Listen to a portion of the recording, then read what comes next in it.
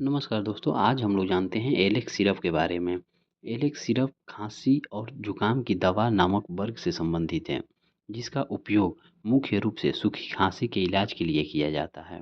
खांसी दो प्रकार की होती है, सूखी खांसी और छाती की खांसी यानी गीली खांसी। सूखी खांसी गुदगुदी वाली होती है और इसमें कोई भी खतरनाक या गड्ढा बलगम नहीं बनता है। जबकि छाती की खांसी यानी गीली खांसी का मतलब है आपके वायुमार्ग को साफ करने के लिए बलगम या थूक बनता है।